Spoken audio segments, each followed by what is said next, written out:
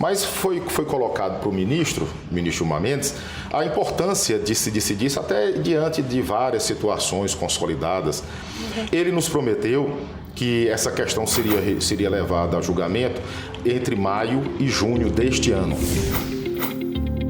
Olá, nesta segunda parte da nossa conversa sobre ações judiciais, continuamos a falar com o advogado Johan Romanay, do escritório Ibanez Advocacia e Consultoria, que presta assessoria jurídica para a Anajustra. Dessa vez, nós vamos falar sobre as outras demandas jurídicas da Anajustra, seus andamentos e como elas estão no momento.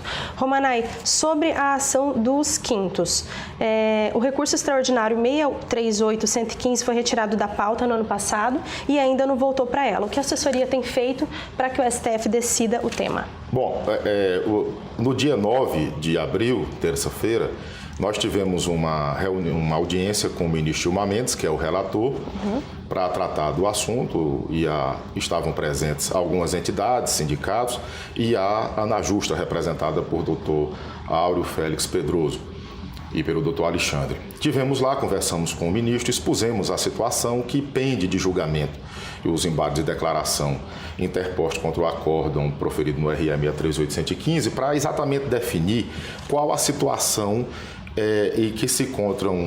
qual a situação dos servidores que tiveram o benefício reconhecido por sentença transitada em julgado, como é o caso da Anajustra e de todos os seus associados. Colocamos para ele que existe alguns senões nos julgamentos pelos tribunais de apelação e a gente tem acompanhado aqui no TRF julgamento de algumas ações rescisórias, apelações em embargos à execução. E, em princípio, o último entendimento, e ainda está por se aperfeiçoar, porque hoje, quando o julgamento é não unânime, vai para um órgão ampliado, com mais integrantes, e está em andamento um julgamento lá na primeira sessão do TRF, em que se vai definir exatamente isso. Mas foi colocado para o ministro Gilmar Mendes, a importância de se decidir isso até diante de várias situações consolidadas ao longo do tempo, servidores que receberam o reajuste por força de decisão judicial, que receberam passivos, que têm isso incorporado, que já se aposentaram, e toda essa situação que representaria assim, um verdadeiro caos na estrutura do Poder Judiciário, não só dos associados da Anajustra, mas como de todo o Poder Judiciário. Ele nos prometeu que essa questão seria levada a julgamento entre maio e junho deste ano.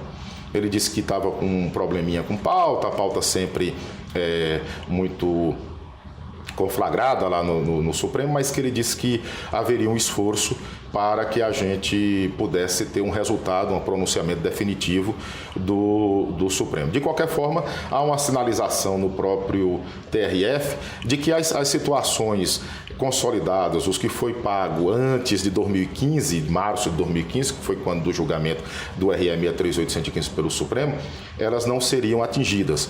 E aí também foi colocado para o ministro a questão das decisões administrativas, que não só no Poder Judiciário Trabalhista, mas como em todo o Poder Judiciário, essas incorporações decorreram de decisões administrativas, que também se consolidaram no tempo, e é exatamente isso que busca tanto nós, que representamos inclusive os recorrentes do RE 638.115, quanto a Procuradoria-Geral da República, e que coloca muito bem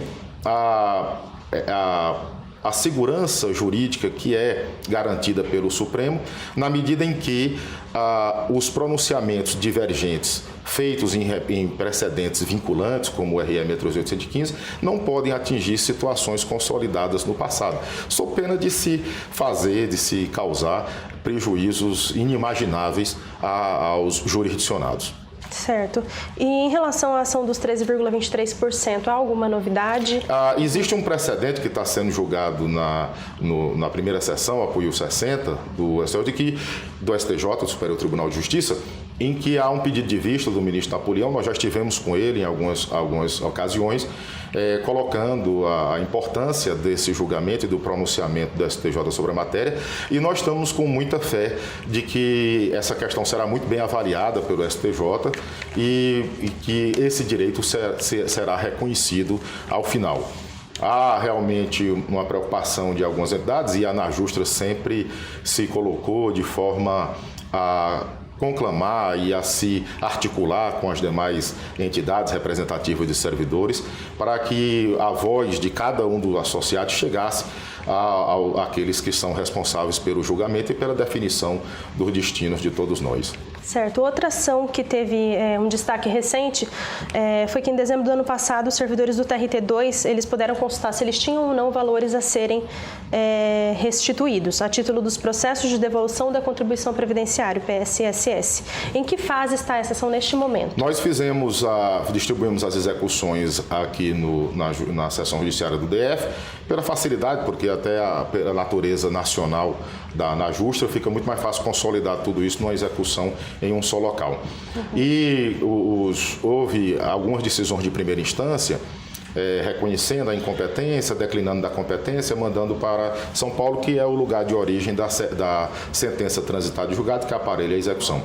Mas o TRF, na semana passada, julgou uma dessas apelações e fixou que a competência é realmente aqui, e agora nós estamos replicando toda essa decisão nas demais execuções que já estão em curso e ajuizando outras já com esse problema lateral resolvido da competência. E aí agora é só iniciar a fase de execução, que a gente acompanha com todo o denodo, com todo cuidado e com toda atenção, como sempre fizemos com as ações da ANAJUSTRA, para que isso tenha um desfecho o mais breve possível. Certo. Em relação à ação da RRA dos Quintos, que teve recente vitória, quais são os próximos andamentos agora? A execução do RRA está numa fase muito avançada, já estão sendo expedidos todas as requisições de pagamento, RPV, precatório, lá na vara. A gente tem um contato constante com os magistrados, com os servidores, com os dirigentes da vara, para que a gente possa auxiliar da melhor maneira possível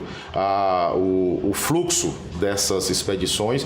O nosso sistema de expedição de requisição de pagamento é um pouco arcaico, mas a gente tenta compensar isso na medida em que a gente ajusta todas as informações, faz da forma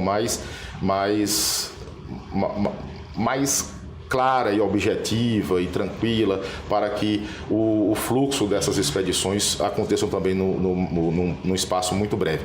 A verdade é que essa ação é que está em situação mais avançada.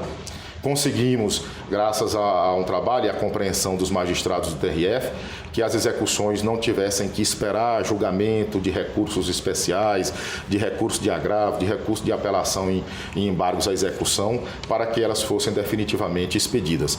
Então, nós esperamos para esse sim um resultado efetivo de pagamento, de reconhecimento, de compensação dos servidores que tiveram essa tributação a maior por ocasião do recebimento de suas diferenças reconhecidas judicialmente.